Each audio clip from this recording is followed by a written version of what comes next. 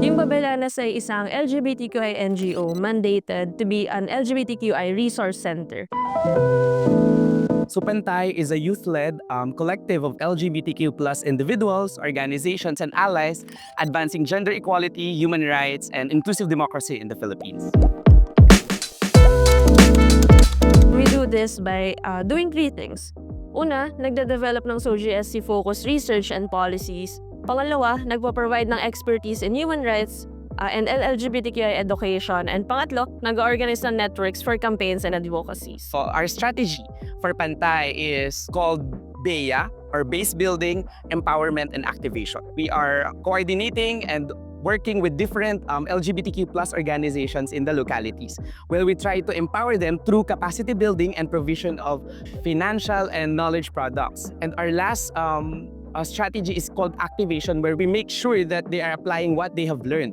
The legal and policy change is one of the pathways or the clusters of the Free-to-Be-Me here in the Philippines, which aims to create significant policy changes and legalities in the Philippines. Una, diretso tayong kumakausap sa ating lawmakers, policymakers, LGUs and institutions para magkaroon ng policy change. Pangalawa naman, nagkamakausap din tayo ng societal leaders, community leaders, media, and ng public para ma-convince din yung ating mga lawmakers na yes, merong public support for this and we want policy changes like this. So for year 1, I think kasi bago pa lang yung Free-to-Be-Me as well as yung LPC, so we were still laying groundwork. Political mapping ng strategies, and then yung year 2, nagkaroon din ng efforts on the local. PANTAY, as the lead for the LPC2, wanted to mainstream SOGI Equality Bill not just at the national level, but even at the local level. We supported numerous local LGBTQ+ organizations to conduct their own lobbying and public campaigning in their localities. And for year 3, given yung iba't ibang directions from year 1 and year 2, ngayon we wanna unify na lahat ng campaigns para when we talk to the public and to our lawmakers, alam nila when we say, now we want policy change and this is what we mean. And our campaign is Happy Equality or Mas Happy Pag May Equality.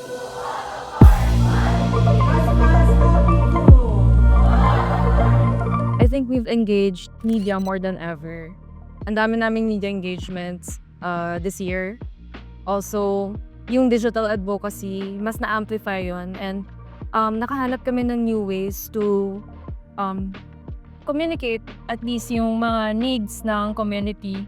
For a year 2, nagkaroon din ng local lobbying na maraming mga naipasang ADOs. We're supporting them by providing guidance and technical resources so that they can also campaign in their localities, which I would say resulted into 3 different successfully campaigned anti-discrimination ordinances across the country and numerous ordinances filed in their localities. We work with Bahaghari Socsargen, a local organization in Socsargen region, where they campaign for local anti-discrimination ordinances in many different municipalities across South Cotabato. And I believe they were able to successfully campaign in Tupi, a municipality of Tupi in South Cotabato, and have a new local ordinance, their anti-discrimination ordinance.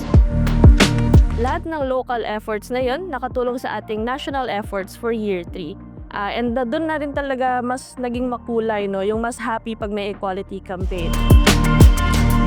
It's really hard to campaign for progressive legislation because of conservatism and also the rise of anti-gender and anti-rights narrative. Thankfully, because our partners, our local advocates are equipped on how to develop their own messages, how to do lobbying, how to do political mapping even, they were successful to counter these kinds of narratives. Kapag tayong lahat ay makaka-reach ng equality, mas magiging happy ang buong bansa.